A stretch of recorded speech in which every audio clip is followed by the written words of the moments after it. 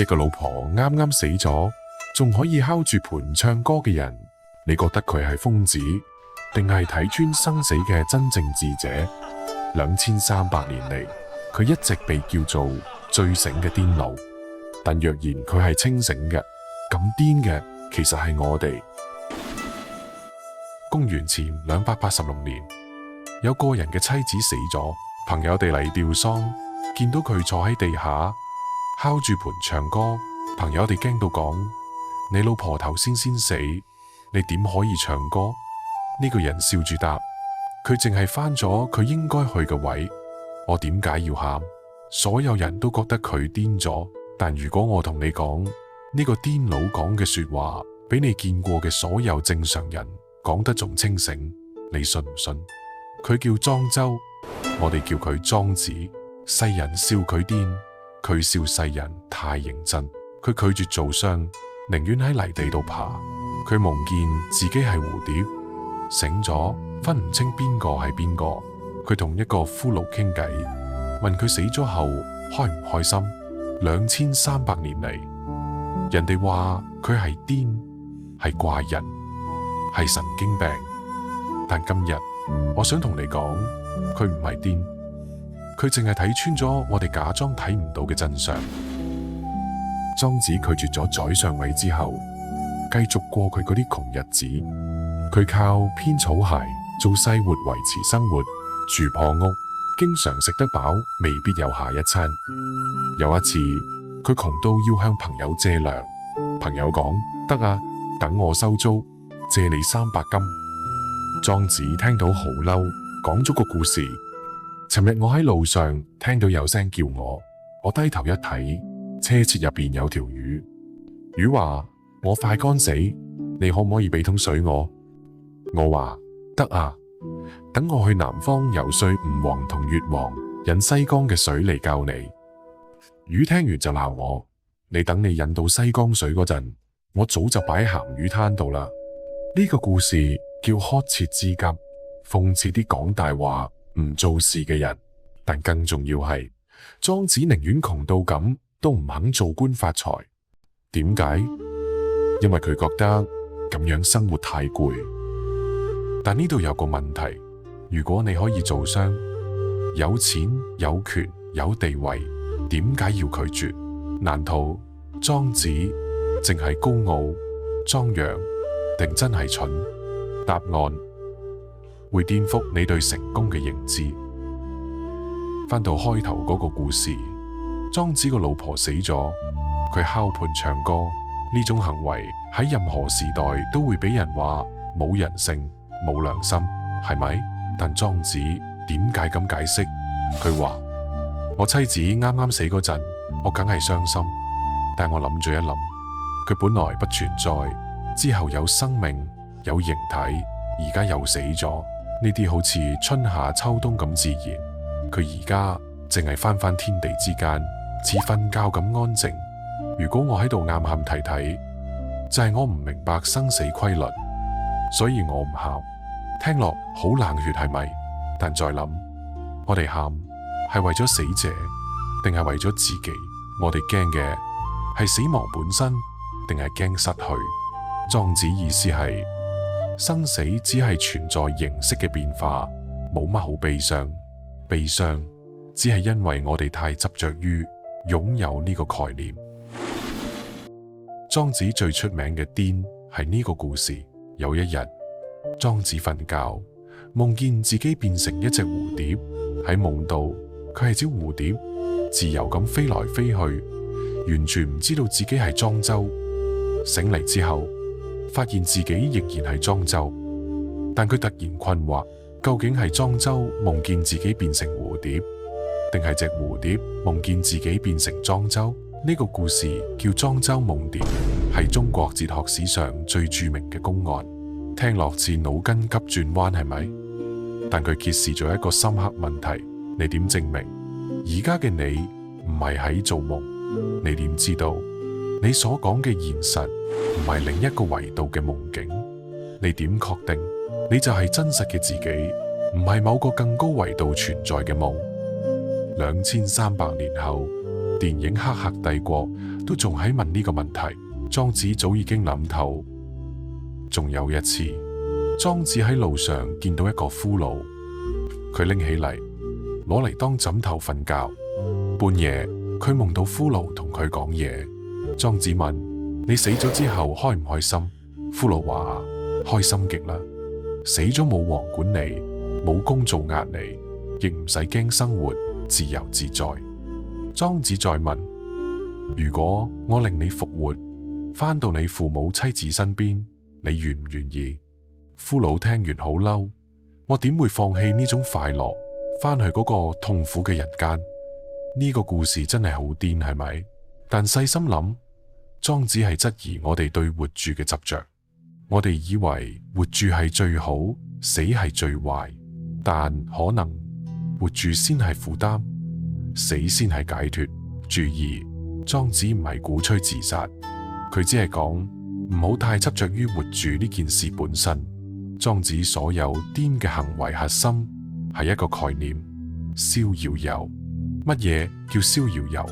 就係精神上嘅絕對自由，唔俾世俗標準束縛，錢、權、名、利全部唔重要，唔俾情感波動控制，生、死、喜、悲都能坦然，唔俾認知界限困住，真、假、對、錯全部相對。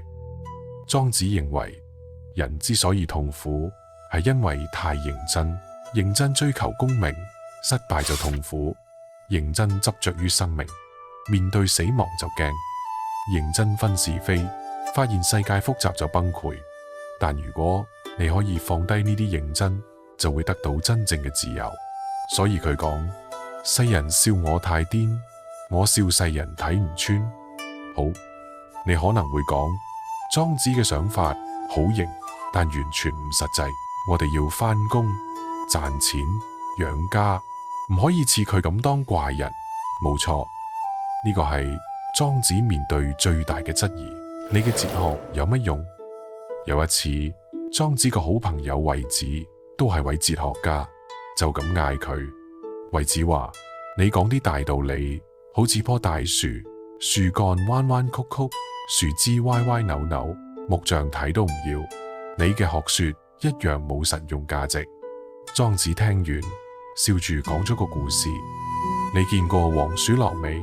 佢身形靈活，捉老鼠勁，但經常俾機關夾死。再睇下嗰頭嗨牛，大到似天上雲，但佢連隻老鼠都捉唔到。你會話尿牛冇用咩？唔會，因為佢有佢嘅用途。嗰棵大樹木匠唔要，但可以種喺村口俾人乘涼。呢個唔係一樣有用咩？你哋成日用有用冇用去評判一切，但邊個規定咩叫有用？呢段對話好精彩。莊子話：世人所謂有用，係只可以賺錢、升官，喺社會競爭入邊勝出。但呢種有用，往往會令你變成工具，失去自我。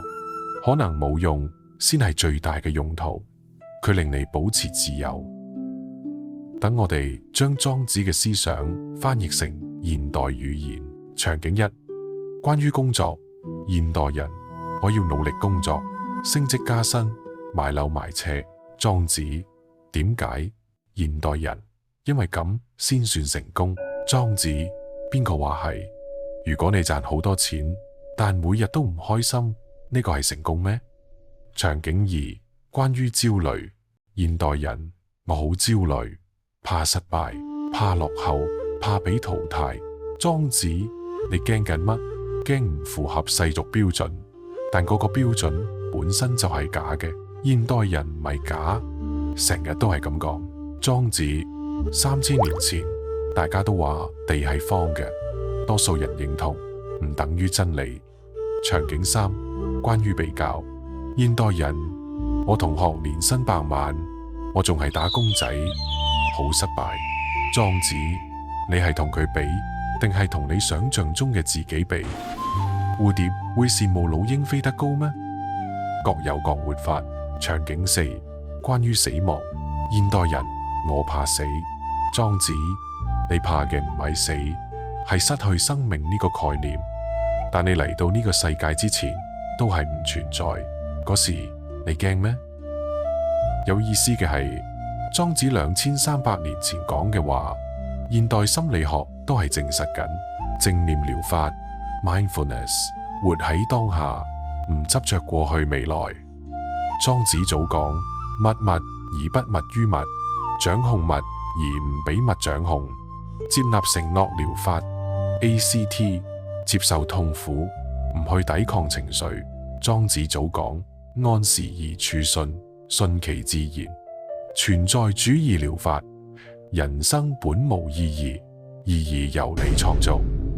莊子早講天地與我並生，萬物與我為一。而家有人要花幾千蚊去上心理課，學嗰啲嘢，莊子2000幾年前免費寫晒喺書入面。問題係我哋真係明白咗未？但我哋都要誠實，莊子嘅哲學唔係完美。批評一太消極。有人話，如果人人都似莊子咁唔追求進步，唔參與社會，世界咪停滯咗？呢個批評有道理。如果所有人都隱居，邊個去種地？邊個去醫病？邊個去建設社會？莊子可以揀擇喺泥度爬，係因為有人幫手維持社會運轉。批評二特權者嘅哲學。莊子可以拒做商，係因為佢有本錢，佢有財有名有選擇權。但一個窮人為咗生存要做苦工，你同佢講放低執着，會唔會太坐喺度講大道理？批評三缺乏同理心。老婆死咗仲唱歌，真係得？可能莊子自己睇透咗生死，但佢老婆嘅家人呢？朋友呢？你嘅灑脫可能喺別人眼中係冷血，但莊子唔係唔關心世界，佢淨係揀咗另一種方式。佢唔去做官，去改政治，但佢寫低咗《莊子》呢本書，影響咗幾千年思想。佢唔追求物質財富，但佢保留咗精神上嘅富足同自由。佢睇落似冷漠，但其實係喺提醒我哋唔好將所有價值壓喺外在世界。你嘅快樂唔應該完全靠升職賺錢、別人評價。你嘅意義唔應該完全俾社會標準定義。莊子嘅哲學唔係叫你逃避責任，而係教你喺承擔責任嘅同時保持內心自由。我覺得莊子嘅智慧唔係叫你完全放棄一切，而係教你認真，但唔好太認真。喺工作上做好你嘅工作，但唔好俾工作定義你係邊個。努力賺錢，但唔好覺得錢可以買到幸福。追求成功，但唔好俾成功呢個概念捆綁。